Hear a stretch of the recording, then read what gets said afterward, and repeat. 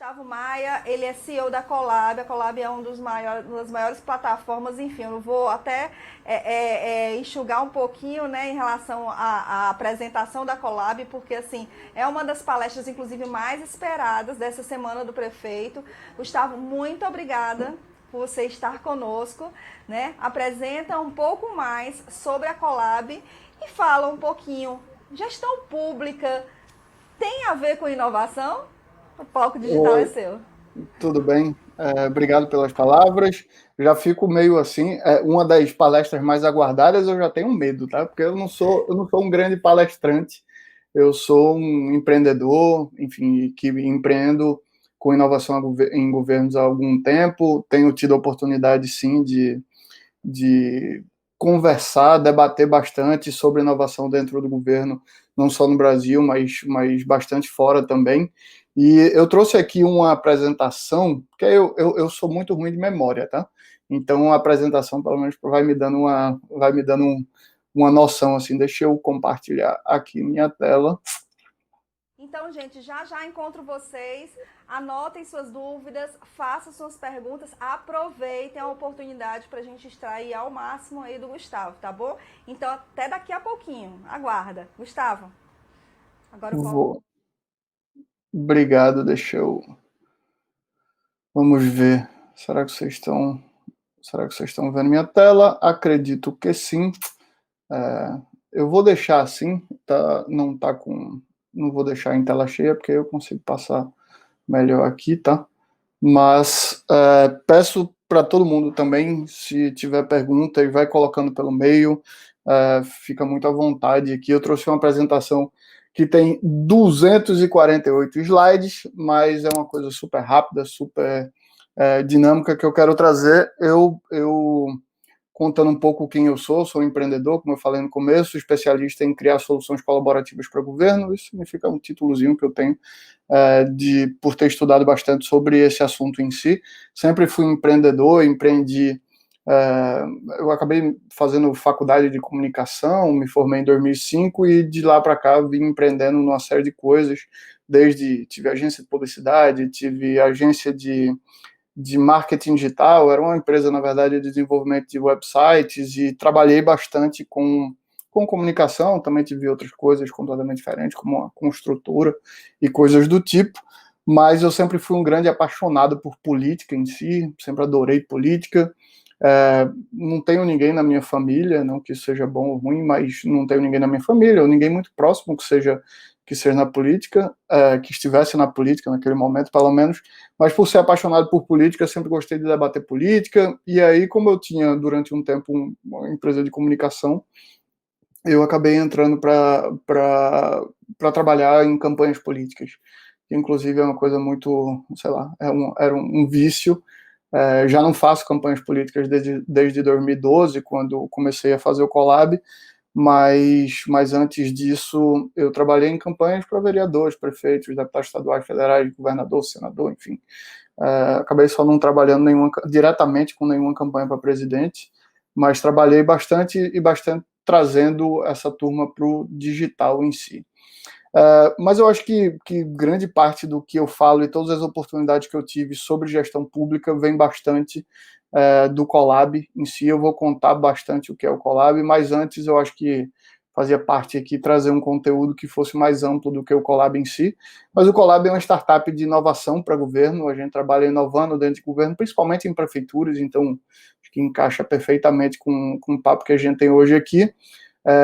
De inovação para governo e de engajamento cidadão. A gente une essas duas coisas aqui. A gente quer fazer o governo inovar muito, mas a gente quer fazer o governo inovar a partir da participação, do engajamento dos cidadãos. A gente enxerga aí como uma união muito forte. Eu vou trazer muita coisa sobre esse assunto, mas como eu estava falando no começo, por eu ter feito uma série de campanhas políticas e trabalhado bastante em campanhas, eu acabei vendo bastante o que acontecia na rua, o que acontece.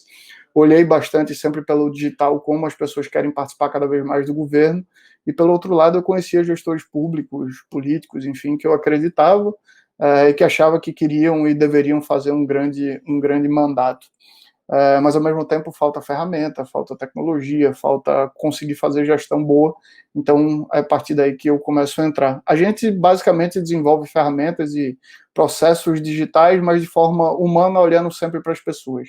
Eu gosto de olhar para... Hoje está muito na moda, né, falar em transição digital, em processos digitais, mas é uma coisa bem besta, assim, não adianta você pegar um processo analógico e transformá-lo em digital. Uma das coisas que o digital traz é escala, né?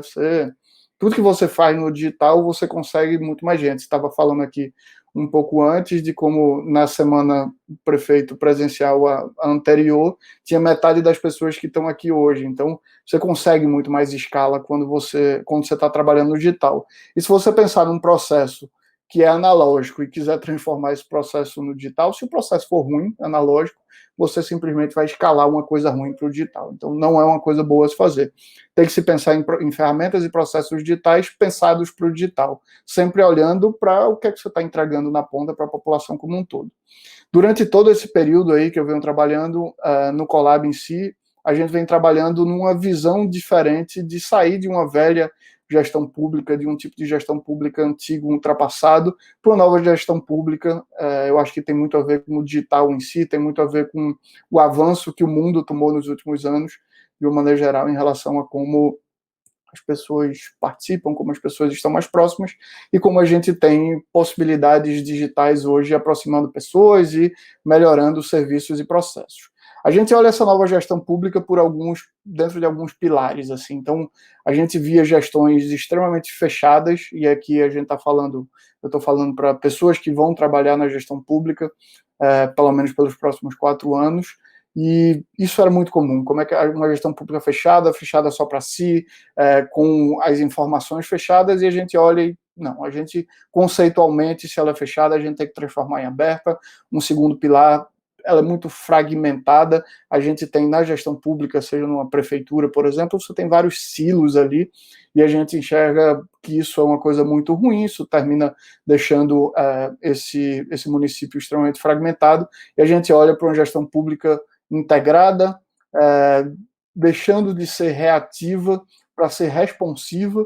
Então não adianta só reagir ao que as pessoas estão querendo, as pessoas estão falando e estão brigando, mas precisa ser responsiva, precisa ter isso no dia a dia, deixando de ser isolada, cada município, cada secretaria trabalhando individualmente, isolada do restante, mas sim de um jeito co-criativo, onde tem a participação de vários tipos de pessoas, vários tipos de visão diferente.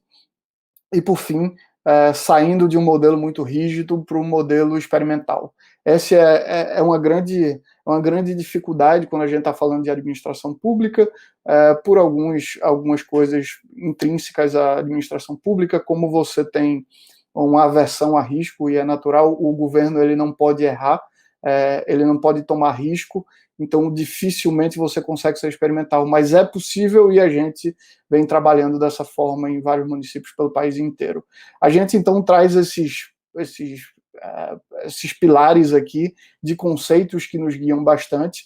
A gente usa bastante tecnologia, mas a tecnologia sempre como um meio para conectar pessoas, para atrair pessoas, para entregar valor público para pessoas.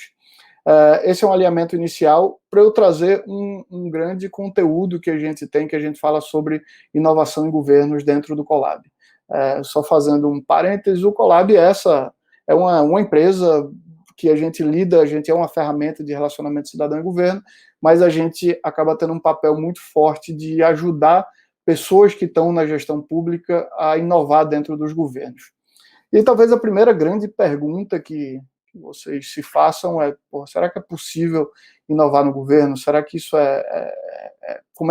quem é que está fazendo inovação no governo? Como é que é possível você conseguir trazer grandes tecnologias e fazer grandes inovações dentro do governo? Eu tive a oportunidade, alguns anos atrás, de estudar numa das melhores universidades do mundo, na Universidade de Harvard, que é nos Estados Unidos. Eu gosto de trazer isso aqui porque eu fui, depois de saber o que é, depois de fazer o Colab, eu fui tentar entender e estudar o que é que tinha de mais forte no mundo relacionado à colaboração. Eu fui para lá para estudar dentro da escola de governo da Universidade de Harvard sobre colaboração. tem um curso que eles têm sobre soluções colaborativas para governo, inovação dentro do governo em si, e esse é um curso muito interessante. Foi uma experiência muito legal, assim, dentro da minha turma. Esse era um curso que tinha pessoas, acho que eram cerca de 65 pessoas de 28 países diferentes. Então, na minha turma tinha o ministro da Saúde da Índia, por exemplo, tinha um governador na Nigéria, enfim, eram pessoas distribuídas pelo mundo inteiro e que ali a gente se reuniu para discutir, para aprender bastante sobre soluções colaborativas para governo. Tinha esse professor aqui, que é o professor Mark Moore, é um professor que é lá da Universidade de Harvard, ele dá aulas de governo, e esse cara é um grande, ele tem uma série de teorias, e ele trabalha com governos há muito tempo. Ele tem um livro que eu aconselho, eu não tenho certeza se esse livro já tem disponível em português, mas ele tem um livro que é muito interessante, que é Criando Valor Público, e ele fala sobre a criação de valor público, e aí fala basicamente sobre gestão estratégica para governo em si. Ele traz um triângulo estratégico como conceito básico de colaboração no governo. Então, qual é a tese que esse cara tem e que eu vejo funcionar bastante assim? Para você conseguir criar uma solução de inovação no governo, você precisa fazer de forma colaborativa. E a colaboração em si você consegue a partir de um triângulo estratégico que ele traz, que para começo de história, um dos componentes é você ter legitimidade para estar onde você está. Então, vou dar aqui um exemplo besta de legitimidade. Nada mais é do que, se você foi candidato a prefeita ou a prefeita, venceu uma eleição e está sentado ou sentará daqui a pouco na cadeira de prefeito de uma cidade, você tem legitimidade para conseguir desenvolver uma solução colaborativa. Isso é óbvio, as pessoas votaram em você. Ou então, se você é secretário, secretária, enfim, faz parte da gestão, ou se você tem um cargo de carreira já dentro de um município, você tem legitimidade, você conquistou essa legitimidade para estar ali. É um princípio bem simples, mas muito basilar. Não adianta querer fazer uma solução colaborativa para o governo se você vier de fora simplesmente batendo, não é porque você grita mais alto. Faz parte do processo democrático, obviamente, também você estar sentado na cadeira ou você ter alguma cadeira que você sente que faça sentido. Então, legitimidade é um dos pontos. O outro lado que ele traz é a capacidade. Aqui é capacidade organizacional, capacidade técnica. Não adianta só você ter legitimidade, você tem que ter capacidade, você tem que ter estudado sobre, você tem que entender do problema das pessoas, você tem que ter capacidade financeira, inclusive. Não adianta, eu gosto de usar exemplo assim, não, quero fazer uma grande inovação no governo, vou na minha cidade aqui, eu vou construir um aeroporto de foguete aqui na frente da prefeitura. Cara, isso não faz sentido, você não tem capacidade técnica, capacidade financeira para fazer isso. E aí o principal que ele traz e faz parte daquele livro em si, que é valor público. Tem que ter valor público, tem que ter uma entrega que seja de fato para a população. Outro dia eu estava conversando, eu faço muitas conversas com gestores públicos o tempo inteiro, enfim, agora nessa pandemia, então eu tenho feito muita coisa online, até meu Instagram, quem depois quiser dar uma olhada lá, eu fiz algumas conversas recentemente com alguns gestores públicos e eu estou falando isso que eu lembrei. Eu estava conversando com Paulo Artung, Paulo Artung, ele foi governador do Espírito Santo por 3 mandatos, ele foi senador, foi deputado estadual federal e foi prefeito de Vitória, no Espírito Santo, durante alguns anos, acho que na década de 90 ainda, e a gente estava conversando sobre valor público em si e como você consegue fazer grandes transformações no governo, todas a partir de diálogo e a partir de valor público. O que é que isso significa? Significa que o que você está fazendo está fazendo uma entrega de fato para a população. Ele deu um exemplo que eu achei ótimo. Ele disse, às vezes para você mexer um ponto de ônibus de lugar, você precisa, ponto 1, debater com a população, você precisa saber se aquela pessoa que tem a casa atrás se faz sentido, onde você tá colocando agora, será que vai fazer sentido? Será que as pessoas ao redor querem? Será que as pessoas daquela localidade têm uma visão diferente em si? Mas o principal, e as pessoas estão sempre dispostas a entender, por mais que seja uma coisa que seja negativa para elas individualmente, mas se tiver um valor público por trás, as pessoas entendem. Se você conseguir mostrar que é o melhor para a sociedade, as pessoas entendem. Então, estar na política, estar na gestão pública não é só sobre fazer o que a gente quer quando a gente quer. Ah, não, eu tenho legitimidade porque eu fui eleito, então eu faço o que eu quero quando eu quero. Não, não é assim que a banda toca, não é assim que funciona, porque se você tentar fazer uma gestão nesse sentido, você vai acabar peitando e tendo uma série de problemas que depois você não vai conseguir resolver. E aí, esse triângulo em si, formado por legitimidade, capacidade e valor público, é o que ele traz, que é a tríade aí, para que você consiga fazer uma inovação no governo através de colaboração. Essa aqui era uma anotação que eu fiz em aula, não sou de gostar de slides com muito texto, mas o mais confortável para o governo é permanecer dentro das suas burocracias. Assim como os cidadãos, enquanto não participam, também não buscam mudança. Então, para fazer inovação em governo, você precisa engajar as pessoas para que entendam o ambiente e ajudem a convencer ainda mais pessoas que a pressão pela melhoria, enfim, aconteça. É isso. É sobre engajar pessoas, é sobre trazer pessoas para dentro do seu barco. Eu comecei a estudar bastante também economia colaborativa, é algo que tem rodado muito, tem acontecido bastante no mundo. Estou olhando aqui para o meu celular, porque caso o Carlos me mande alguma mensagem, fica aqui na minha cara. Mas estudando bastante sobre economia colaborativa, que basicamente é quando as pessoas se juntam para dividir ideias, para dividir trabalho em si, para dividir fracasso, essa é uma das coisas fundamentais.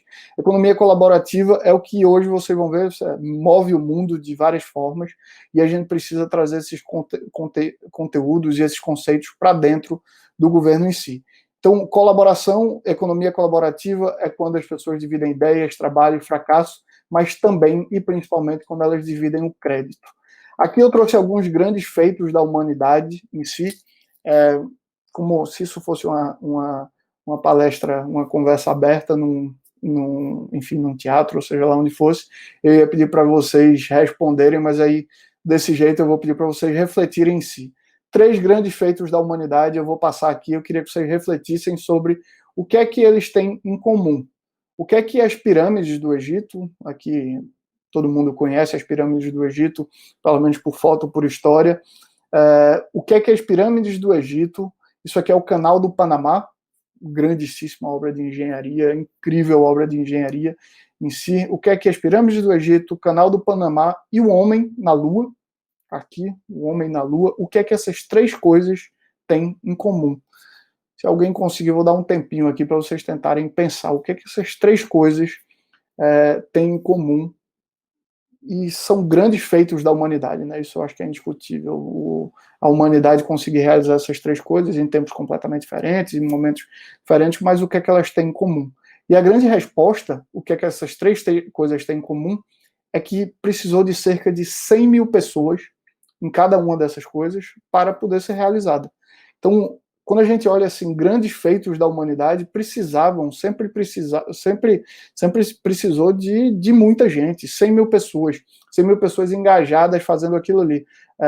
Tem algumas pessoas, não sei se vocês sabem, mas a pirâmide do Egito tem gente que acha que foi escravidão, e não. E ali eram pessoas fazendo aquilo a mando do faraó para entregar aquelas grandes obras. 100 mil pessoas para você conseguir reunir nunca foi fácil. Nunca foi fácil. Quando a gente pensa que a humanidade conseguiu desses grandes saltos quando conseguiu reunir 100 mil pessoas, a gente pensa, pô, naquela época era uma coisa, mas e hoje em dia, com tecnologia, com internet, como é juntar 100 mil pessoas? Hoje em dia é muito mais fácil juntar 100 mil pessoas. Aqui eu trago alguns exemplos dessa economia colaborativa, e eu estou trazendo vou trazer várias coisas que não tem nada a ver com o governo, mas para que vocês entendam como a economia no mundo, como o mundo está sendo guiado e como faz sentido a gente trazer todos esses conceitos para dentro do governo. Esse é um aplicativo, não sei se vocês conhecem, Duolingo, um aplicativo para aprender idioma. Você vai lá e tem aulinhas enfim, você quer aprender italiano, você começa a fazer aulas de italiano e tal, tem um modelo gratuito, depois você paga, como a maioria das coisas hoje em dia são. Desculpa. Mas o que é que esse aplicativo tem de tão diferente? O que é que acontece? Enquanto você está tendo aula de italiano, você sozinho ali fazendo aquelas aulas, no fundo, o Duolingo está ajudando a traduzir a internet inteira. Eles pegam esses alunos que estão tendo aulas e eles começam a traduzir vários textos, várias coisas que estão na internet como um todo. Então, o CEO do Duolingo, ele inclusive, ele usa um exemplo assim, se você fosse traduzir a Wikipedia, que é aquele portal vai, a nova enciclopédia que hoje em dia tem na internet, se você for traduzir o Wikipedia do inglês para o espanhol, isso ia custar uns 50 milhões de dólares, ia demandar um monte de gente trabalhando. E através da economia colaborativa, através do Duolingo, eles conseguem traduzir todo um conteúdo de uma Wikipedia da vida, a maior enciclopédia do mundo, eles traduzem em menos de uma semana, com algumas centenas de milhares de pessoas ou milhões de pessoas distribuídas pelo mundo, trabalhando em colaboração. Então, a gente consegue grandes feitos hoje muito por conta da colaboração. Airbnb, vocês conhecem, devem conhecer, ali aluguel de quartos, ou mudou completamente o setor hoteleiro e turístico a partir do Airbnb, porque o que as pessoas estão fazendo é colaborando para que abra-se espaço para outras pessoas poderem visitar por um preço mais em conta e por aí vai. É economia colaborativa pura. Uber, as pessoas daqui também devem conhecer Uber. Uber é pura economia colaborativa. A partir do momento que você não tem mais o carro, não sei se vocês sabem, depois eu até tenho mais conteúdo sobre isso, mas um carro de uma pessoa física, uma pessoa normal numa grande cidade, ele passa cerca de 95, 96% do tempo dele, em média, parado. Então, cara, você tem um carro que custa caro e ele passa grande parte do tempo dele parado, você basicamente sai para ir trabalhar, para voltar, né? E o resto do tempo o carro está estacionado na sua casa ou no trabalho. Uber nada mais é do que uma economia colaborativa funcionando por trás. Vamos dividir o custo de um carro com motorista e gasolina por mais pessoas e é tanto que hoje é extremamente barato. Outra coisa que eu tenho conseguido ter oportunidade também, não agora, infelizmente, durante essa pandemia, mas durante os últimos anos eu tenho tido muita oportunidade de viajar o mundo inteiro para grandes eventos de governo, grandes eventos de tecnologia, de inovação, e começo a ver várias tendências acontecendo pelo mundo, de uma maneira geral, que eu queria trazer também para que todo mundo tenha um pouco de olhar enxergando o que é que vem por aí. Uma delas é a realidade virtual, realidade aumentada. No ano passado, em 2020, 2019, eu tive a oportunidade de ir para a F8. A F8 é o grande evento do Facebook. Facebook, Instagram, WhatsApp, né, são todas as empresas que fazem parte do grupo, e Zuckerberg, que é o fundador do Facebook, o CEO do Facebook, ele vai lá e, basicamente, esse é um evento que acontece todo ano e eles apresentam tudo que vai ter de mais inovador do Facebook, do Instagram e tal. No ano passado, o que ele apresenta de mais inovador é muito louco. É óculos de realidade aumentada. Óculos onde você coloca esse óculos aí, só para vocês terem ideia, isso é uma coisa bem besta, assim, técnica, mas um óculos desse aí, ele mapeia 1.800 pontos diferentes que estão na frente da pessoa. Então ele consegue fazer uma visão 3D do que está para o lado de lá, e ele, aqui dentro do óculos, ele tem uma série de coisas. Então, provavelmente, daqui a algum tempo, hoje a gente está aqui, provavelmente todo mundo olhando para uma tela, seja do celular, seja de um computador, enquanto está me escutando, mas a grande verdade é que quando um gigante como o Facebook, que é uma empresa que trabalha basicamente com o social, quando ela entra num mercado como esse, significa que a gente vai ter um grande impacto. Essa turma está conseguindo diminuir bastante o valor desses óculos, e o que é que eles querem? Provavelmente daqui a algum tempo a gente não vai fazer uma apresentação dessa, nem presencial e nem digital desse jeito, ainda muito em duas dimensões só, né? Você vê numa tela, mas cada um da gente vai estar com óculos desse aqui, a gente vai escolher um cenário maravilhoso e vai fazer esse papo, essa apresentação da gente numa realidade que se parece quase que 95%, quase 100% da realidade, vendo como se estivesse ali num grande teatro, por exemplo. Essa é uma coisa que vem por aí, então cada vez mais a gente vai ter um mundo mais digital e mais de realidades virtuais sendo apresentados. Parece que é uma coisa de joguinho, hoje em dia tem muita coisa relacionada ao jogo, quando você vai olhar para a realidade aumentada e realidade virtual, mas não. A gente vai se relacionar dessa forma. Quando você pensa que lembra o que era o mundo 10 anos atrás sem WhatsApp.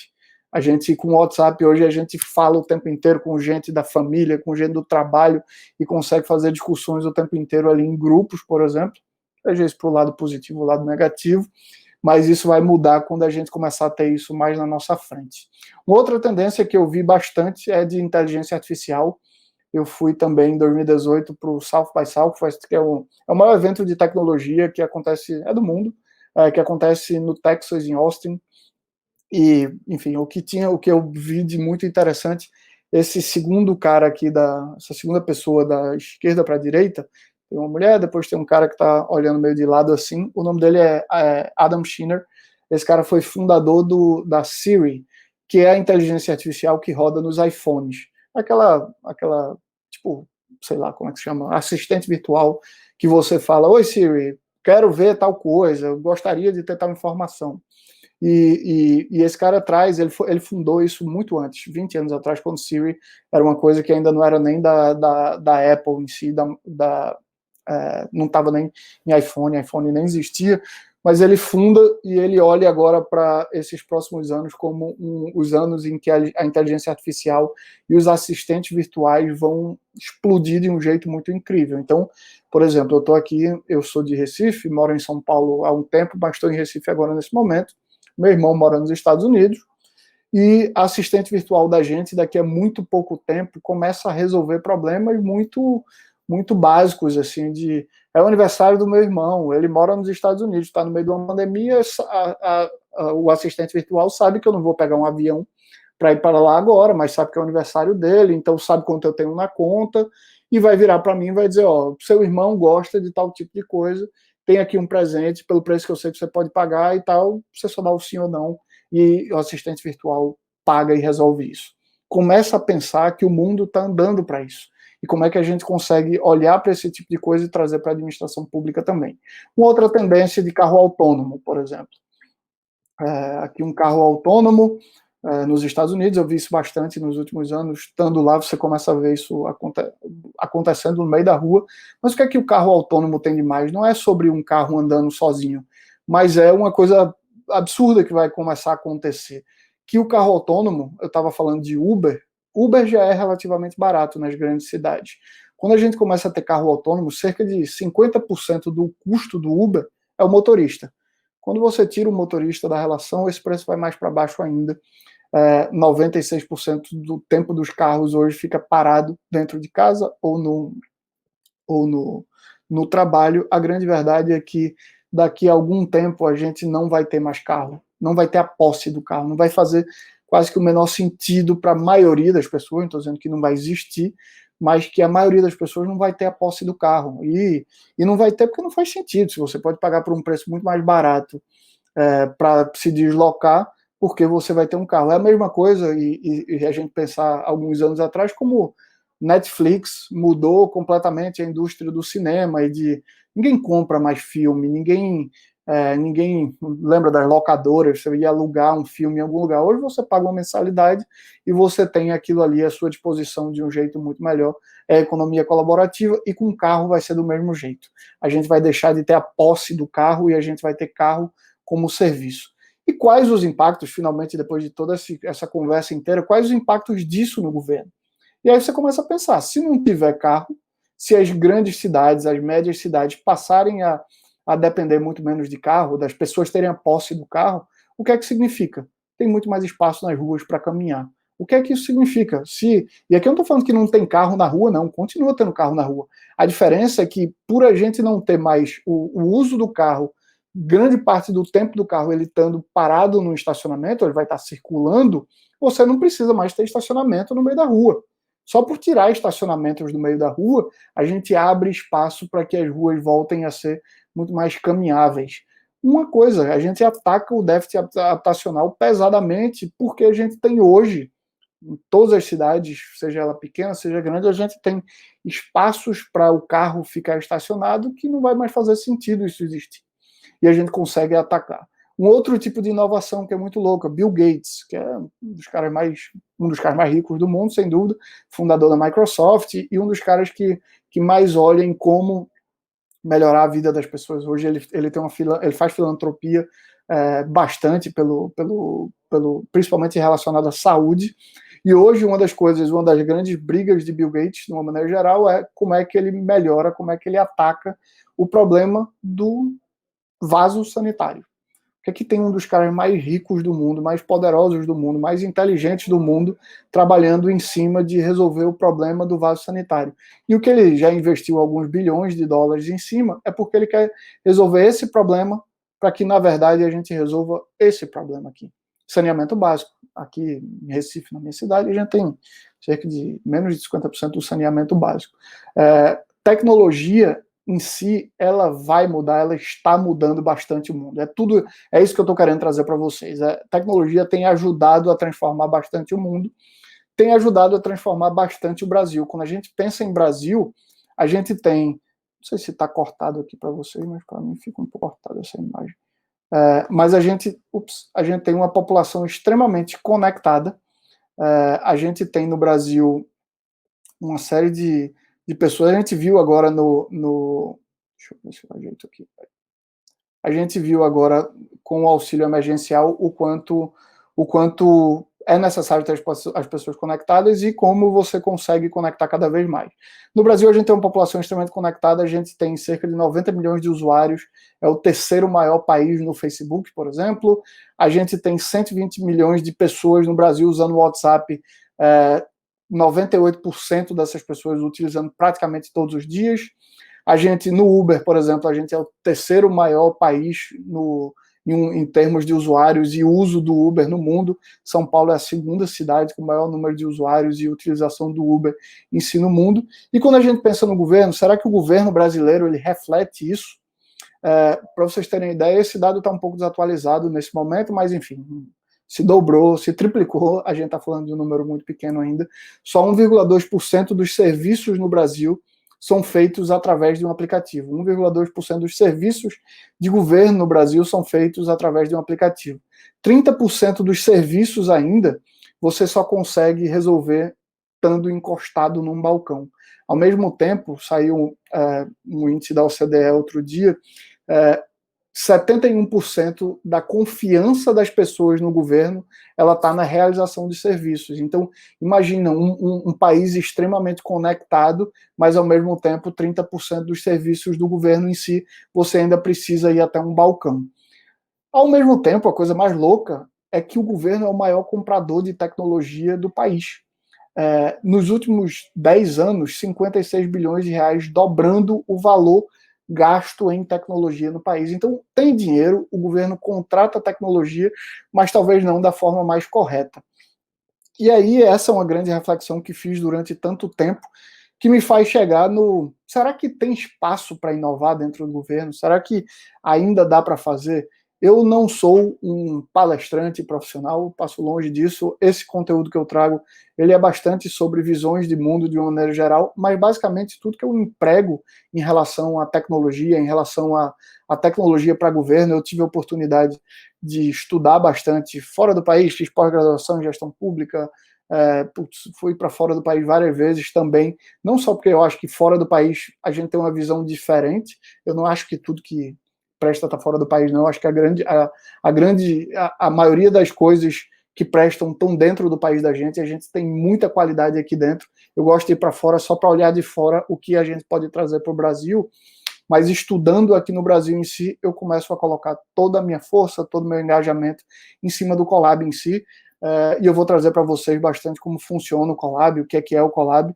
Se vocês tiverem dúvidas também, me coloco completamente à disposição. Mas como eu falei lá no começo, o Colab é uma startup, uma empresa de engajamento cidadão e de inovação para dentro do governo. A gente acredita que cidadãos engajados e governos abertos e participativos, se eles trabalharem em colaboração, essa é a grande chave para a gente fazer cidades melhores para as pessoas. Cidadão e governos trabalhando juntos. Em 2013, que é quando a gente nasce, a gente viu que existia um grande vale entre o que o cidadão pensa, o que ele quer e o que o governo consegue entregar. Eu comecei falando que anteriormente eu tinha trabalhado em campanhas políticas e tal. Em 2012 eu trabalhei em algumas campanhas, fiz campanhas em 5 estados diferentes pelo país, e basicamente trabalhando em prefeitura, né, olhando para candidatos a prefeito. E E o que eu via naquele momento, 2012, é a primeira eleição onde o Facebook funciona no Brasil. O Facebook já existia em 2010, mas em 2012 é a primeira que tem uma massa de gente no Facebook. E o Facebook, não só ele, mas as plataformas digitais mudaram radicalmente o jeito de fazer política, né? O jeito de fazer uma campanha política. O que é que eu via em 2012? As pessoas querendo participar no Facebook da vida, assim. E a gente sabe, hoje isso está bem óbvio, né? As pessoas estão nas redes sociais, estão falando dos problemas, estão trazendo, estão debatendo sobre as cidades, debatem sobre política. A gente teve o caso agora, a votação no STF sobre se o Maia e Alcolumbre podiam ser reeleitos ou não. Você vê que tem um grande debate online e isso acaba influenciando até as decisões como um todo. E se as pessoas estavam debatendo bastante online, a gente via que o governo ainda não estava online, o governo muito pouco, e isso gera um conflito imenso. A gente vê esse grande vale entre o cidadão e o governo, a gente resolve fazer uma ponte. Eu gosto de abrir um parêntese aqui. O Colab ele foi lançado em março de 2013, e é muito engraçado porque a gente lançou em março olhando. As pessoas estão nas redes sociais, elas estão discutindo cidades, discutindo governo, e o governo não está entregando. Vamos fazer essa ponte. A gente lança em março, em junho de 2013, a gente ganhou um prêmio de melhor aplicativo de cidades do mundo. E quando ganhou esse prêmio, aplicativo para conectar o cidadão a prefeituras, principalmente. Quando a gente ganhou esse prêmio, foi no comecinho de junho de 2013. E se vocês lembram bem, final de junho de 2013 são as famosas manifestações de junho. Então imagina, se você é prefeito ou prefeita de uma cidade, governador, seja lá o que for, naquele momento as pessoas estão tocando fogo na rua, debatendo, querendo saber, querendo brigar por serviços melhores no governo, e ao mesmo tempo tem uma empresa brasileira que ganhou um prêmio mundial. A gente começou então a fazer essa ponte entre cidadão e governo. Mas como é que a gente olha essa ponte? Pelo lado do cidadão, a gente começou a pensar, a refletir, e a gente faz uma rede social para a cidadania. O Colab ele é um aplicativo, vocês podem baixar o aplicativo tanto para Android quanto para iPhone, e está aberto para o Brasil inteiro, para pessoas do Brasil inteiro. A gente tem usuários em mais de 3 mil cidades brasileiras, mas eu vou trazer bastante esse lado do cidadão, por um lado, que está dentro dessa rede social, é um aplicativo que tem se transformado cada vez mais e que traz uma série de conceitos. Não adianta ser uma rede social se não for transparente, se não for interativa, se não for amigável, se não gerar e tiver engajamento das pessoas, mas ao mesmo tempo de uma forma estruturada para que a gente consiga fazer essa ponte levando para o outro lado. Tem aplicativo Android, iPhone, é super simples, qualquer pessoa pode baixar ali. A gente tem uma série de serviços ali dentro, desde coisas como zeladoria urbana, uma colaboração com fotos, geolocalização, e você lá tem 70 categorias, por exemplo, a depender da cidade, e você publica isso, e a gente tem, no segundo aparelhinho ali, você vai ver a Prefeitura do Recife, por exemplo, respondendo as pessoas e trabalhando por esse lado, conectando com as pessoas. Aqui a gente traz serviço de PTU, as pessoas pagando, gerando segunda via de PTU e podendo pagar por dentro do aplicativo.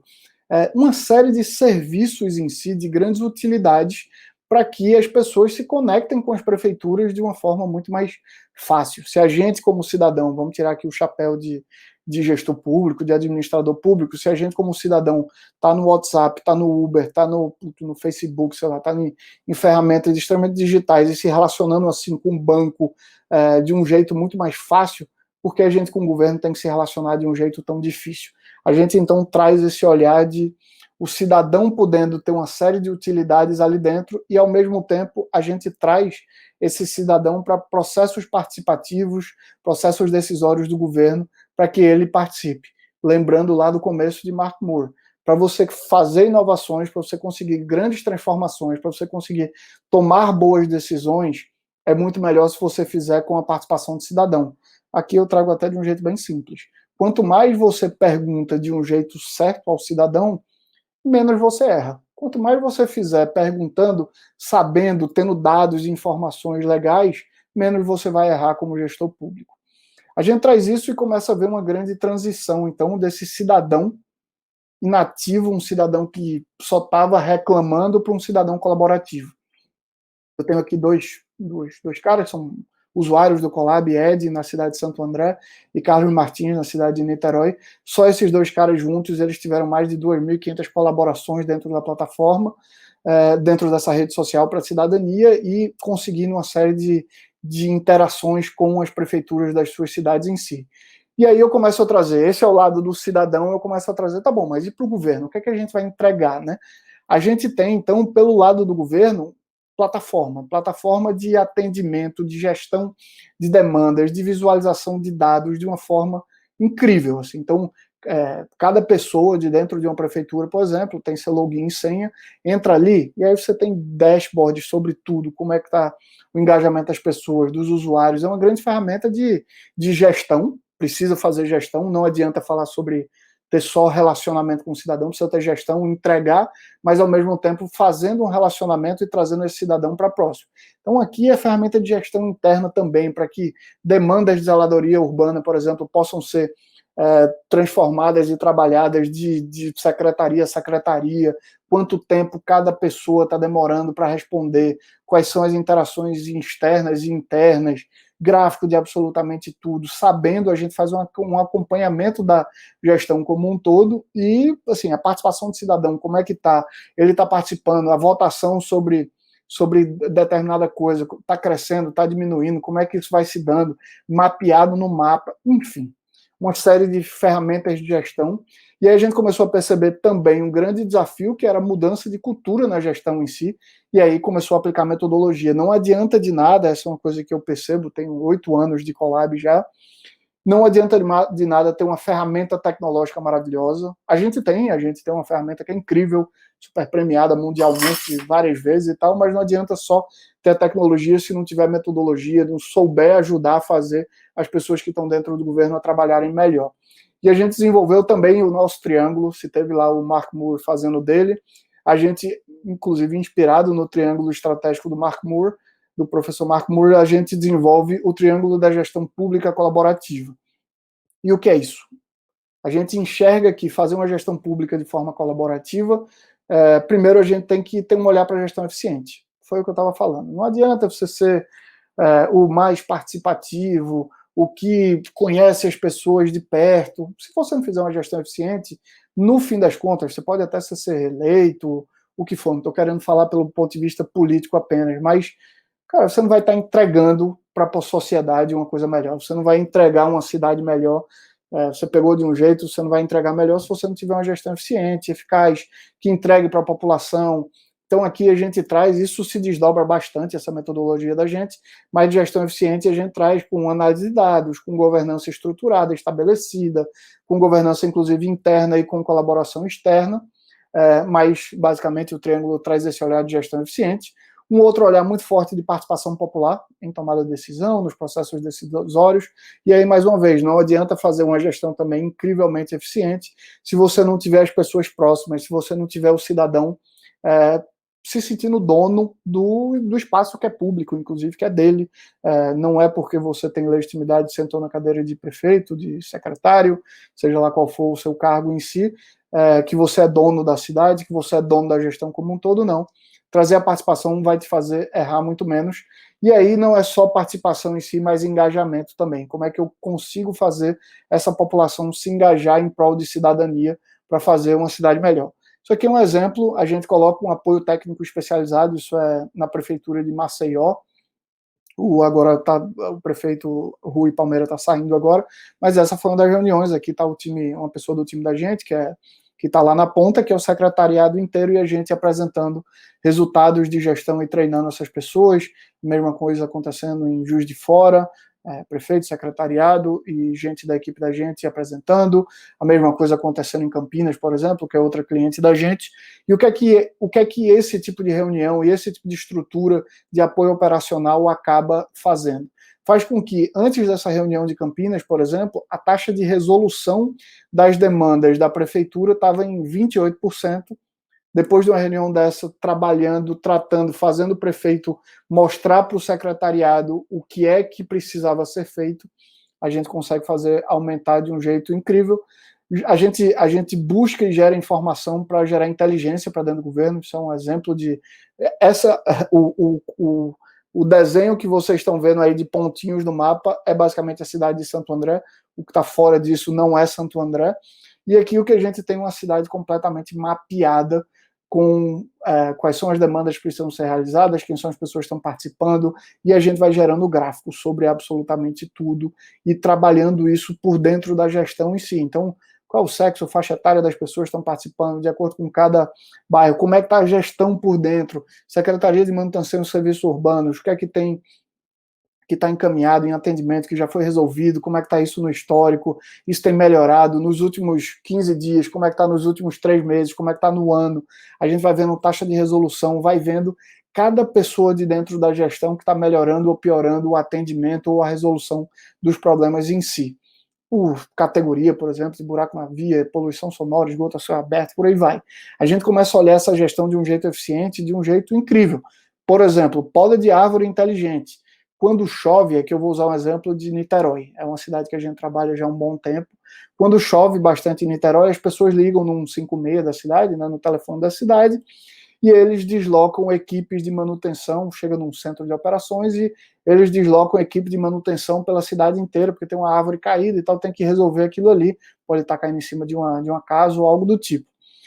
O que é que eles tinham de problema? A cada 500 problemas que as pessoas ligavam lá, 35% desses problemas eram improcedentes. Se deslocava um caminhão com equipamento e pessoas até o local, imagina num dia caótico, numa cidade grande como Niterói, árvores caindo pela cidade inteira, 35% improcedente. 150 a 200 viagens perdidas a cada 500 problemas. O que é que a gente vê? Um custo médio de cerca de R$ 500 para cada viagem perdida dessa. Vamos atacar para fazer uma gestão mais eficiente, mas com participação das pessoas. Simplesmente porque a informação era desqualificada. A gente pensa, reflete junto com a prefeitura e dentro da plataforma o que é que a gente cria? Vai continuar chovendo, a gente não pode fazer parar de chover, as pessoas vão continuar ligando, porque faz sentido, e elas precisam notificar a gestão pública sobre o assunto, mas aqui a gente coloca uma camada do Colab em si, do aplicativo, para que alguém veja se aquela é uma demanda real ou não. Ou seja, não é que a gente pediu para as pessoas, não liga mais para o telefone, só usa o aplicativo Colab. Não, tem um monte de gente que não vai baixar o aplicativo, que não vai usar o aplicativo, mas tem muita gente que usa o aplicativo também. Então, como é que a gente pega uma informação que vem do telefone, coloca uma camada do aplicativo, as pessoas dizem se aquilo está acontecendo ou não, e aí sim a prefeitura desloca a equipe. O que é que acontece? Quando uma pessoa liga num 56 e diz, tem uma árvore aqui caída, vai cair em cima de uma casa, a gente procura o usuário do aplicativo mais próximo, diz para ele lá, manda uma notificação para ele dizendo, vai lá validar uma ocorrência, ele vê no mapa, indica a rota certinho no mapa, abre para ver quais são as instruções, quando ele chega lá as instruções se abrem, diz o que é que tem que fazer, tira 3 fotos aqui de tal forma e tal, a distância X, o usuário vai preenchendo isso aí, a informação é detalhada, e aí o usuário é premiado no fim. Aqui a gente fala de gestão com participação e engajamento do cidadão, engajando ele através de ciência comportamental, através de gamification, ele é premiado com uma série de pontos. Por trás, na prefeitura, tem uma ferramenta de gestão que ela recebe aquela informação, vê realmente, com essas 3 fotos aqui, a gente viu que não precisa deslocar, essa não é mais a urgência é aquela outra lá, vamos correr para aquela e não para essa, e aí sim envia o time até o local. A gente engaja esse cidadão com pontos, mas a gente está fazendo, por exemplo, em algumas cidades, pagando até R$ 20 para um cidadão ir até lá e ele tirar essas fotos. Por quê? Porque fazendo isso está gerando uma economia enorme. A gente faz isso com empresas de energia também. A EDP e a Neo Energia são 2 grandes empresas de energia e a gente paga as pessoas para elas irem até o local a depender da informação e a empresa deixar de ter esse custo operacional grande. A gente faz isso para engajar as pessoas, uma economia de R$ 500 a cada 8 demandas, e a gente transformando uma coisa que demorava 5 horas em 5 minutos, olhando sempre para o retorno do investimento que a gente tem com as prefeituras em si. Então, de uma maneira geral, a gente está aqui, começa a fazer essa ponte entre o cidadão e o governo funcionar. Aqueles 2 caras lá, Ed e Carlos Martins, que eu trouxe, os 2 usuários do Colab, 100% das demandas deles atendidas, 75% resolvidas. Carlos Martins, inclusive, ele é um cobrador de ônibus na cidade de Niterói, E, enfim, a gente teve uma matéria no Jornal Nacional sobre o Colab, e o Carlos Martins foi falar no Jornal Nacional sobre como é que era o uso dessa ferramenta dentro da cidade dele. A gente acaba dando voz a essas pessoas de uma forma muito mais clara. E aí é onde a gente traz não só de gestão, mas de participação popular, né? Como é que a gente traz esse cidadão para ele participar de processos decisórios do governo, para gerar legitimidade? Então, vou dar exemplos aqui, tá? Exemplos, esse é um exemplo até antigo, a gente tem muito mais exemplo hoje em dia, mas Campinas, qual é a banda que deve tocar no show que a prefeitura vai fazer aberto, não sei o quê. Existe uma política de cultura, a prefeitura queria abrir para as pessoas participarem e ia fazer um show aberto, por que não as pessoas decidiram? Eram 4 bandas que já tinham sido licitadas, que elas podiam ser facilmente contratadas, mas as pessoas vão lá e tomam uma decisão qual é a banda que deve tocar no show.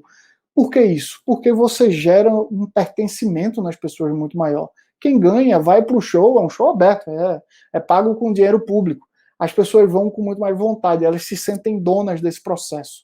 Então, aqui é um exemplo disso. Um outro exemplo, Pelotas, na cidade de Pelotas, no Rio Grande do Sul. A prefeitura consultando a população sobre o trânsito. Tem uma grande avenida lá, eu já fui para Pelotas 500 vezes, conheço bem. Tem uma avenida chamada Bento Gonçalves. E a Bento Gonçalves, o prefeito na época, Eduardo Leite, não é mais Eduardo Leite hoje é o governador do Rio Grande do Sul. Mas quando ele era prefeito de Pelotas, ele consultou a população sobre o trânsito. Bento Gonçalves ele queria tirar o estacionamento, precisava tirar o estacionamento que existia na avenida, e ele queria passar uma ciclovia, uma ciclofaixa, não me lembro bem, mas por que não consultar a população em qual era a melhor forma? O que é que acontece? A prefeitura em si, ela desenvolveu 2 projetos técnicos possíveis, mas ao invés de tomar uma decisão de gabinete, vou consultar a população, vou gerar legitimidade na decisão que eu tomar. Ele sabia que isso era uma coisa extremamente problemática, porque os comerciantes da Bento Gonçalves iam reclamar, iam achar ruim, mas ele consultando a população, ele conseguiria tomar uma decisão muito melhor. Ele achava que a ideia dele ia ser positiva, mas também estava disposto, se a grande maioria das pessoas achar ruim, eu vou ter que arrumar outra solução. Então, consulta a população, muda o trânsito. Nessa daqui, eu me lembro dessa consulta, deu quase que 90, 80 e poucos % das pessoas a fim de fazer o que ele também estava afim. Pega o resultado, chega para os comerciantes e diz: desculpa, mas eu tenho legitimidade, eu perguntei, foi bater no jornal, na Globo local, sobre o assunto, e um monte de gente participou disso aqui. Ou então, por exemplo, o orçamento participativo na cidade de Santos. Na época, 250 projetos, a prefeitura tinha cerca de 10 milhões de reais que queria alocar em 250 projetos possíveis pela cidade. Mais uma vez, a prefeitura, de forma técnica, desenvolve os projetos, vê quais são os projetos que podem receber esse tipo de investimento, mas as pessoas participavam. 250 projetos em 5 regiões da cidade, sobre os eixos de educação, saúde, acho que tinha segurança, zeladoria e assistência social. Eu acho que eram esses os 5 eixos. E você, basicamente, imagina um cidadão ali, ele vai lá e participa, eu quero de educação na minha região aqui da cidade, eu quero dinheiro aqui nesse projeto e não nesse outro. Isso faz com que as pessoas aumentem bastante o controle social, a coisa de ser dona da cidade em si. Cerca de 10 mil pessoas participaram desse orçamento participativo em Santos. Em Maceió, por exemplo, a lei de inovação, feita pela prefeitura comandada pela prefeitura de Maceió, é uma lei que surgiu a partir do executivo e foi votada e veio com a participação das pessoas através de uma consulta pública feita dentro do aplicativo Colab.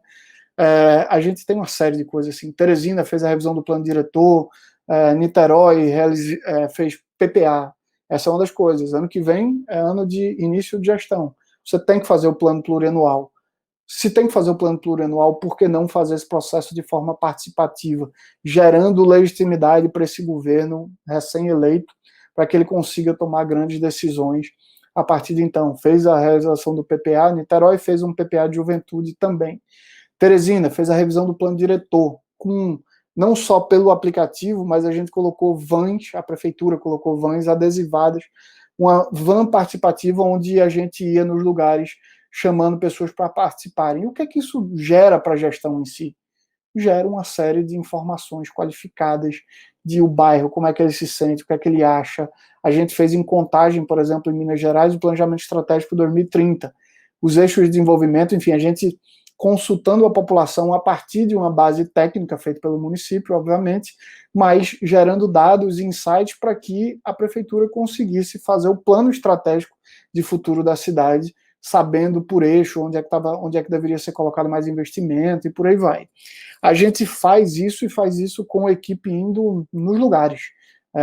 A gente desenvolve metodologias nessas ferramentas. Isso aqui está errado, não são 6 anos, são quase 8 anos que a gente tem. Hoje já tem mais de 5 mil gestores públicos dentro da plataforma, e a gente é um software como serviço, então uma visão de mundo onde o Colab em si é muito mais barato do que qualquer outra ferramenta semelhante, assim. Além de gigante, é muito diferente de você simplesmente resolver desenvolver algo local. A gente tem uma rapidíssima implantação e um custo muito baixo. Então, tem as empresas de tecnologia municipais, estaduais, enfim, que acabam sendo uma grandes parceiras da gente em como a gente entra no município, para que, ao invés de desenvolver, tentar copiar a nossa ferramenta, a gente é uma ferramenta uma empresa que está fazendo isso em várias cidades pelo país inteiro. Então, imagina a quantidade de investimento que a gente já fez nessa plataforma. Tentar fazer a sua acaba ficando uma coisa muito pior.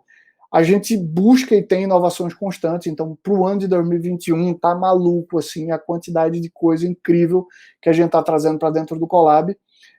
Uma delas que a gente fez recentemente foi gamificar a plataforma como um todo. Gamificar tem esse nome de game aí, né, de jogo, mas nada mais é do que o uso que jogo faz bastante de ciência comportamental. A gente estuda isso bastante. Ciência comportamental é como são estudos de ciência onde você consegue promover mudanças na sociedade e nas pessoas a partir de alguns empurrãozinhos do bem, que se chamam. Então, como é que a gente faz essa pessoa se engajar mais, ela participar mais, ela querer que o governo melhore de alguma forma? É quando a gente traz o nosso pilar de engajamento para a cidadania. Então, se as pessoas estão usando o aplicativo para pagar uma segunda via de IPTU, ou para, sei lá, para resolver uma questão de zeladoria urbana, ou porque quer agendar uma consulta no posto de saúde, legal, a gente está gerando uma grande utilidade, mas como é que eu engajo essas pessoas se tivesse faltando sangue no banco de sangue? Vamos mandar uma missão para as pessoas irem e doarem sangue no banco de sangue. Vamos fazer isso tendo um ranking por trás, onde as pessoas conseguem ver como é que está a sua posição em relação aos seus amigos e em relação às pessoas da cidade. Tem um ranking, tem uma jornada do cidadão, onde ele vai aprendendo sobre educação política, sobre como se comportar como um cidadão mais ativo. Aqui a gente vai falar sobre 3 poderes, enfim, tem uma série de ferramentas de engajamento para que essas pessoas que estão ajudando o governo, para que você tire aquela pessoa que era um cidadão inativo, uma pessoa que estava reclamando do governo, e a gente transforma essas pessoas em pessoas engajadas, colaborativas, que querem, assim como as pessoas que têm legitimidade estão sentadas dentro da prefeitura, mas que elas tenham legitimidade para tomar decisão e participar da decisão do governo como um todo.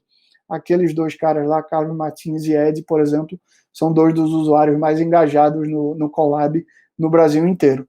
A gente olha, então, esse cidadão como a principal ferramenta, mas não pelo uso de usar o cidadão, mas ele é a principal ferramenta para que a gente consiga fazer um governo com grandes entregas para a população como um todo. A gente começa a desenvolver missões, exemplo de caça-mosquito na época de Aedes aegypti, a gente coloca a população para ir atrás e vai mapeando tudo quanto é cidade. Nos últimos anos, a gente teve uma série de prêmios e reconhecimentos nacionais e internacionais que vão nos dando uma série de motor assim, para que a gente consiga continuar entregando grandes transformações no governo. Então, entre os melhores aplicativos de governo e participação do mundo pela ONU, o melhor aplicativo urbano do mundo, o BID, o Banco Interamericano de Desenvolvimento, já premiou a gente 500 vezes sobre várias coisas. Na F8, por exemplo, que é aquele evento que eu trouxe no começo, onde Zuckerberg vai lá e fala sobre Instagram, Facebook e tal, acho que foi em 2018, talvez, 2017, não me lembro, Depois de Zuckerberg apresentar tudo que o Facebook ia fazer, vai lá e apresenta o Collab em si, o VP global de parcerias do Facebook apresenta o Collab como uma solução que a gente tem uma parceria grande com o Facebook no mundo, que vem fazendo colaboração para o cidadão como um todo. A gente olha bastante também para a Agenda 2030, não sei se todos vocês conhecem, se não conhecem, vale muito a pena. É uma agenda, um pacto global de vários países signatários da ONU no mundo, que traz uma agenda de melhoria são os Objetivos de Desenvolvimento Sustentável, uma agenda de metas até 2030 sobre erradicação da pobreza, sobre melhoria de saúde, educação, e aí tem de cidades sustentáveis, tem de instituições mais fortes também. A gente é signatário da Agenda 2030, e mais do que isso, isso aqui não sei se todos conhecem, mas existe a Frente Nacional de Prefeitos, a FNP, que reúne as maiores cidades do país. O representante da ONU no Brasil, por exemplo, apresenta o Collab e todos esses trabalhos para os prefeitos do país inteiro. A gente, com a ONU Habitat, que é a agência de inovação, agência de cidades da ONU, a gente tem um contrato com eles, é muito louco, a gente tem um contrato com a ONU Global relacionado a cidades e comunidades sustentáveis.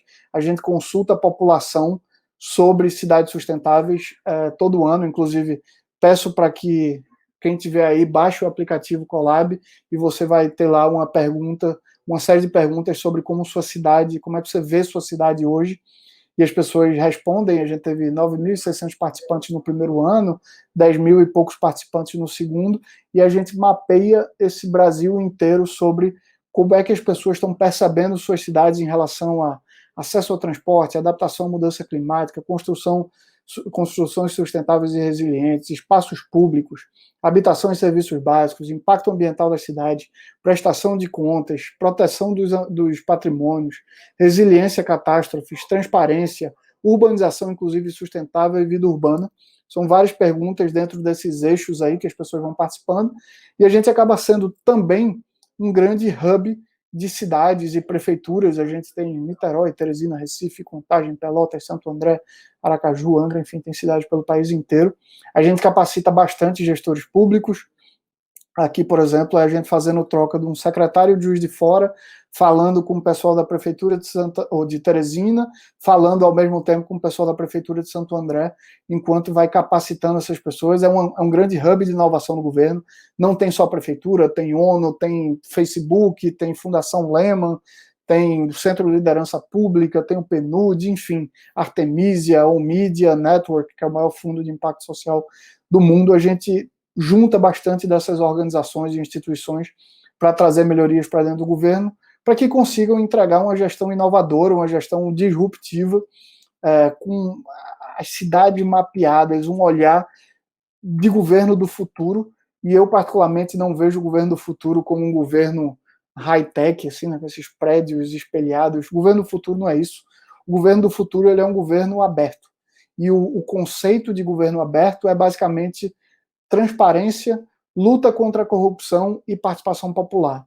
E esse governo aberto, dessa forma, tem uma frase de Barack Obama, não é por Barack Obama em si, é porque eu tenho um cachorro chamado Barack Obama também, então eu acho essa frase aqui interessante, independente de ter sido ele que falou ou não, mas eu gosto dessa visão de nós não conseguiremos resolver os problemas do governo e sociedade se as pessoas não estiverem prestando atenção. Não resolveremos se os cidadãos não estiverem envolvidos. Então, aviso a todos que estão aí olhando para fazer uma ótima gestão desses próximos 4 anos, de que não existe uma gestão pública só, isolada, se não tiver participação do cidadão. Mas também não acredito em participação do cidadão se não for de forma estruturada, com análise de dados, de forma correta, para que as decisões consigam ser melhores tomadas. A gente tem esse grande olhar de inovar sempre para o cidadão. Tudo que a gente olha, que a gente quer entregar é uma inovação para o cidadão, sempre com o cidadão no centro. Esse sou eu, sou Gustavo Maia, esse é meu e-mail, gustavo@collab.re. Essa apresentação eu espero que vocês tenham gostado, e eu agora quero me colocar à disposição para qualquer pergunta, resposta, Enfim, estou aqui à disposição de vocês. Pronto, parei de interromper aqui. Interrompi aqui a minha... Eita, e agora que eu estou vendo que tinha um monte de pergunta aqui, foi gente falando, mas enfim, por favor, fiquem à vontade para qualquer tipo de pergunta e qualquer tipo de interação. Não estou te escutando, tá? Não sei se tu está falando comigo. Agora. Pronto, agora sim. Gustavo, olha, eu vou lhe dizer uma coisa. Eu, como profissional de comunicação, eu lhe digo, você é muito bom, viu? Em palestra, lembra que você disse no começo, agora eu vou ficar nervoso e tal, eu não sou orador, mas ó, você representa muito bem o teu projeto e transmite muito amor pelo que faz. Então, assim, foi fantástica, a apresentação foi maravilhosa. Tivemos aqui vários comentários, vários feedbacks positivos, recebemos também perguntas além do nosso chat, recebemos também directs, né, mensagens no privado realmente elogiando, né, e agradecendo a sua participação, a sua colaboração aqui com a Semana do Prefeito. E aí eu já quero te fazer uma primeira pergunta, a gente tem outras perguntas aqui, mas eu já quero te lançar uma pergunta. Para municípios abaixo de 50 mil habitantes, qual é o maior desafio e a maior superação de vocês para atingir esses municípios tão pequenos, né, e muitas vezes restritos de comunicação e principalmente de internet, enfim, de sistemas aí para realmente acessar o Colab? Perfeito. Qual é a nossa grande visão, assim, tá? E que eu acho que se encaixa em municípios grandes, obviamente, e para os municípios pequenos a gente precisa ter um olhar especial, inclusive. É que trazer os serviços de governo para uma plataforma digital é velocidade, é facilitar a vida, é gastar menos. Então, qual é o nosso grande olhar hoje quando a gente pensa em trazer cidades pequenas, cidades abaixo de 50 mil habitantes para dentro da plataforma? É tentar, com o passar do tempo, trazer o máximo de serviços digitais de utilidade para que as pessoas, inclusive, se desloquem muito menos, que elas não precisem ir até o balcão da prefeitura para elas conseguirem emitir uma segunda via de IPTU, para que elas consigam agendar uma consulta num posto de saúde, num posto médico, por exemplo. A gente vai trazendo essas utilidades, esses serviços para dentro da plataforma. E o que é que tem de tão bom num collab para uma cidade pequena dessa? É que os serviços que a gente desenvolve para grandes cidades, a gente deixa à disposição das cidades menores também. Então, imagina, você numa cidade pequena, que obviamente tem uma receita menor, você não consegue desprender tanto um volume de dinheiro muito grande para desenvolver uma ferramenta incrível. A nossa ferramenta está pronta, então a gente deixa à disposição, enquanto tem um município de 1 milhão de pessoas usando a nossa plataforma, um de 50 mil habitantes vai pagar muito menos e ter acesso às mesmas plataformas. Isso faz também com que você consiga, nessa cidade onde existe uma grande dificuldade de ferramentas de conexão e de mídia, você, como uma profissional de comunicação, sabe bem, a plataforma ela acaba sendo a grande ferramenta de relacionamento com o cidadão e consegue atrair esse cidadão a estar muito mais próximo da gestão. Então, a gente olha e tem olhado bastante, no site da gente, o site da gente é www.colab.re. R de rato, é de escola. É como se fosse www.colabore. E o ponto ali é o O. Colab.re. Lá no site da gente, a gente tem, enfim, você pode ver como é que funciona para dentro do governo e fala com uma pessoa do time da gente que vai explicar detalhadamente o que é que pode ser feito numa cidade pequena dessa. E aí é a grande história. A gente está trazendo uma coisa super inovadora para que cidades pequenas consigam fazer entregas muito melhores para a sua população também. Coisa boa. Muito obrigada, Gustavo. E a gente, como eu falei, temos outras perguntas aqui, inclusive o curador da Semana do Prefeito, Carlos Moraes, está aqui conosco para fazer, né, uma pergunta.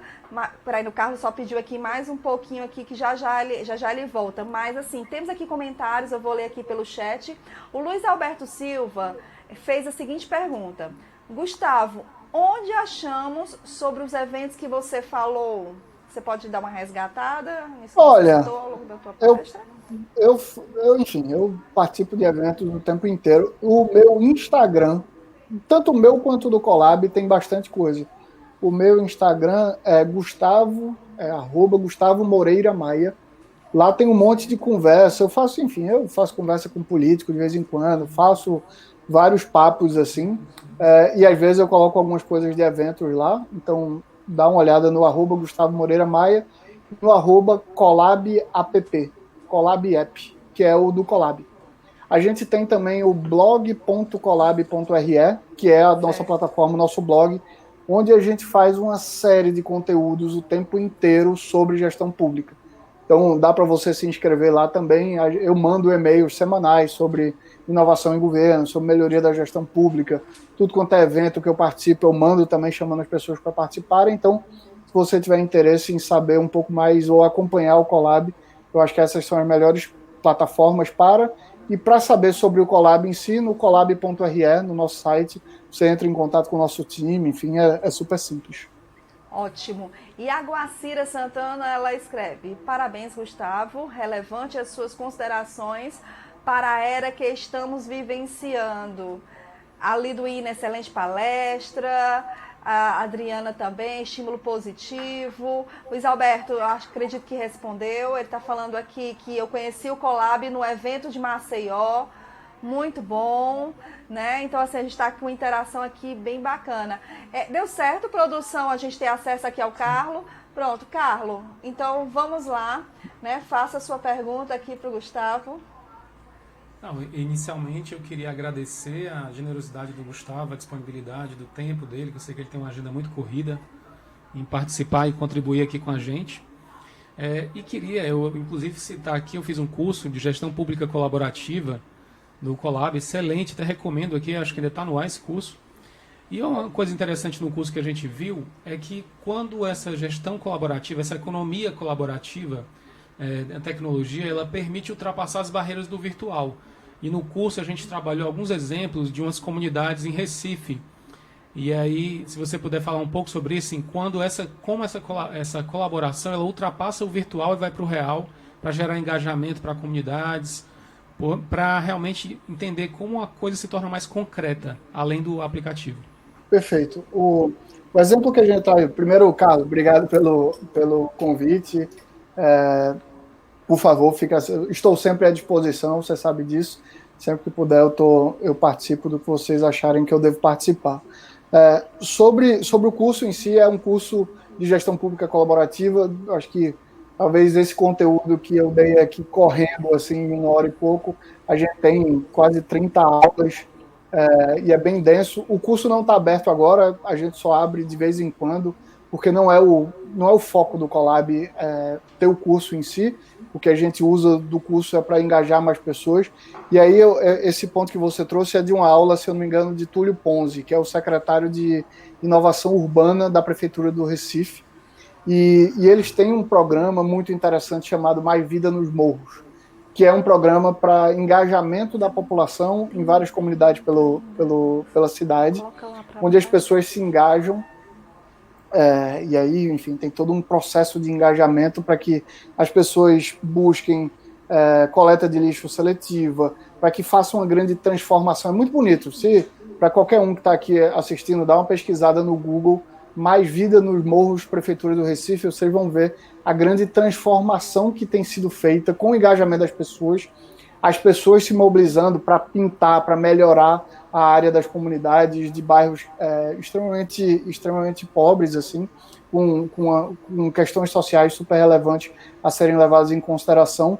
E através desse engajamento as pessoas vão vendo que as comunidades podem ficar muito melhor, podem ser muito melhores para as pessoas, se as pessoas estiverem engajadas e participando daquilo. Então, nesse caso, Carlos, inclusive é o poder público sendo só uma alavanca, um organizador para que a sociedade em si se engaje e consiga trabalhar para ter um espaço e ter um ambiente muito melhor para as pessoas. Excelente, excelente. Então, muito obrigado. Vou retornar a palavra aqui à Mônica, que ela vai achar mais algumas perguntas, não é isso, Mônica? Temos mais aqui, mas como já estamos aí com o tempo aqui já bem no limite, Gustavo, eu queria que você repetisse mais uma vez as suas redes sociais, como é que a gente pode encontrar o Colab, e faça suas considerações finais. Legal. vamos lá, redes sociais do Colab, minha memória é péssima, mas o Instagram do Colab é @colabapp, o site da gente é colab.re, e aí no site da gente tem um blog. Eu aconselho bastante a entrar no blog da gente, porque tem Do blog, né? muita coisa, tem muito conteúdo. A gente coloca 1 artigo, 2 artigos por semana, coloca vídeos. O meu Instagram, que é @Gustavo Moreira Maia, eu faço muita conversa com... Recentemente eu fiz uma série de bate-papos assim, com pessoas, com políticos, pessoas que eu gosto, que eu admiro de alguma forma, mas que vêm assim, desde João Amoedo, do Novo, a Eduardo Suplicy, enfim, conversas super relevantes, Eduardo Leite, que é o governador do Rio Grande do Sul, prefeitos, prefeitas, sei lá, eu vivo conversando com gente que eu admiro de alguma forma, para que essas pessoas coloquem para fora e mostrem bastante o que é que vem fazendo em governos por todo o país. @Gustavo Moreira Maia, @colabapp, site colab.re. E aí eu chamo todo mundo, minhas considerações finais são chamar todo mundo que está afim de fazer inovação dentro do governo, que quer fazer melhores cidades, que quer ter uma gestão pública que seja de qualidade. Assim, eu acho que durante todo esse tempo que eu trabalho com política e depois muito mais com a gestão pública em si, eu tenho conhecido pessoas incríveis, muito boas. Eu gosto de dizer que tem gente boa e gente ruim em todo canto. Tem gente que olha e faz, não, na política só tem gente ruim. Não. Na farmácia tem gente boa e tem gente ruim. No supermercado e na política também. Na gestão pública também. Então a gente tem que se apegar às pessoas boas, às pessoas que querem fazer grandes transformações. As pessoas acreditam que através do governo você consegue gerar grandes transformações, consegue gerar escala. A gente tem que fazer isso para melhorar a vida das pessoas, não só a nossa, não só dos nossos amigos. Eu acredito bastante nisso. Sou uma pessoa extremamente privilegiada de vida, desde como pude estudar, tive a oportunidade de estudar, até o que eu tenho conseguido fazer nesses últimos tempos com o Colab, e me coloco muito à disposição para quem quiser saber mais, para quem quiser colocar o Colab numa cidade, colocar numa gestão, para quem quiser tirar dúvidas, quem quiser aprender um pouco e principalmente ensinar também, estamos completamente à disposição. Queria agradecer a vocês pelo convite mais uma vez, Carlos, Mônica. E, por favor, se tiverem qualquer dúvida, me manda mensagem, me manda qualquer coisa que eu respondo, tá bom? Gustavo, mais uma vez, muito obrigada por sua participação. Sem dúvida, foram minutos enriquecedores e realmente ficou com aquele gostinho de vamos aprofundar, né? Então é isso, a Semana do Prefeito é isso, é o propósito. O nosso propósito é o quê? É justamente contribuir para que sua próxima gestão, novo prefeito, reeleito, equipe, realmente faça uma gestão de pessoas positivas, de agenda positiva e de sim, inovação em conteúdos que de fato possam somar e colaborar com toda essa comunidade que confiou e acreditou em você durante o período eleitoral. E, Carlos, então, vamos aqui encerrar essa primeira manhã, acredito que com êxito, né, com uma audiência muito bacana, várias interações. Gustavo, até a próxima. Obrigado, Gustavo. Abraço, forte abraço. Tchau, pessoal. Até mais. Até logo.